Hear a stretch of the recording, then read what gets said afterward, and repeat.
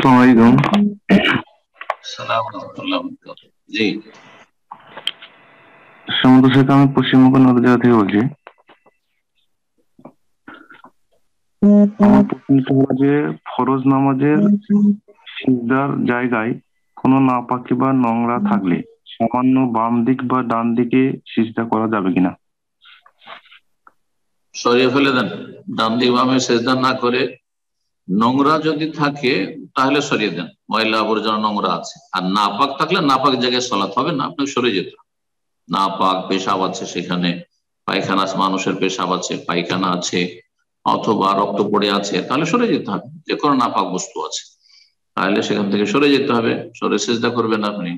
সলাত অবস্থায় সলাতের ফায়দার জন্য, সলাতের মাসলাহাতের জন্য সরে যাওয়া শরীয়ত সম্মত।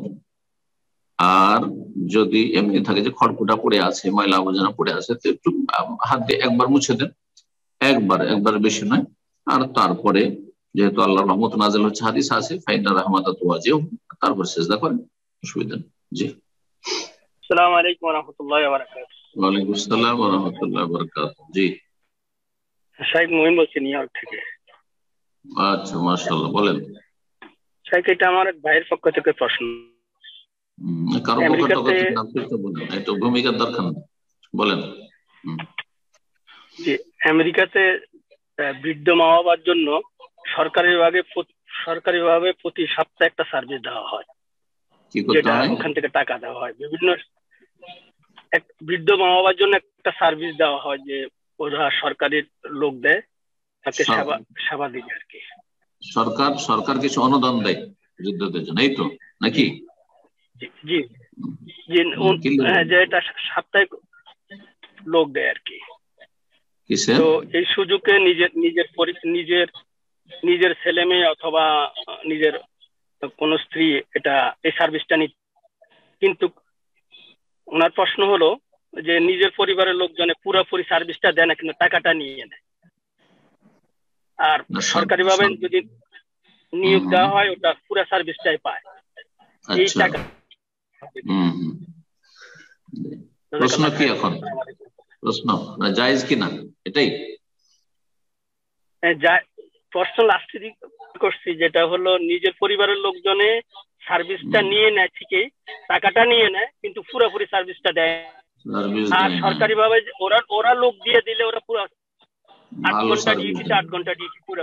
জি, ভালো সেবা যত্ন করে, পরিচর্যা করে ওই বৃদ্ধদের, এইটুকু স্পষ্ট। একটু সাধারণ লোকের জবাব দিতে পারবে যে সরকার যে উদ্দেশ্যে এই অনুদানটা দিচ্ছে, বা এই সহযোগিতা দিচ্ছে আপনার বৃদ্ধ বা বৃদ্ধাকে, সেটা সেই উদ্দেশ্যেই ব্যয় হইতে হবে। সে উদ্দেশ্যে ব্যয় না করে যদি সেটা তারা নিজেরা খেয়ে নেয়, অথচ যে সার্ভিসটা দেওয়ার দায়িত্ব নিয়েছে লিখিতভাবে সরকারের সাথে চুক্তি করে, সেই সার্ভিসটা যথাযথ দিল না, তাহলে এরা খেয়ানত করলো, এদের রুজিতে হারাম প্রবেশ করলো। যতটা কাজ করেছে ততটা হালাল হয়েছে, যতটা কাজ করেনি, গাফিলতি করেছে, ঠকামি করেছে, ততটা তাদের রুজি হারাম, তাদের রুজি হারাম। আল্লাহ বুঝার তৌফিক দান করুন, হারাম রুজি থেকে বেঁচে থাকার তৌফিক দান করুন। আরো কিছু লোকেরা রয়েছে যে তারা আপনার ইনকাম করছে, তারপরে সরকারকে শো করছে যে না আমাদের কোনো ইনকাম নেই, আমরা গরিব মিসকিন, আমাদের কাজকর্ম নেই, আর তারপরে সরকার থেকে অনুদান নিয়ে খাচ্ছে। এটাও হারাম। অমুসলিম রাষ্ট্র, অমুসলিম সরকার আপনাকে দিচ্ছে, আমানতের ক্ষেত্রে মুসলিম অমুসলিমের বিধান সমান, যেমন সুবিচারের ক্ষেত্রে মুসলিম অমুসলিম সমান।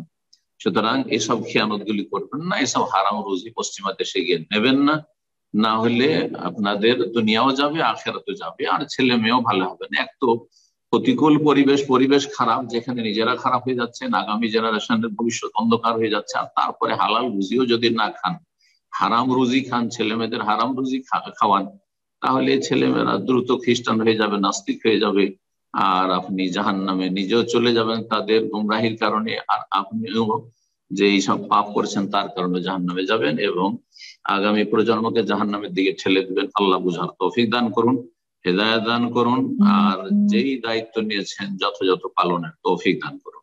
জাযাকুমুল্লাহ।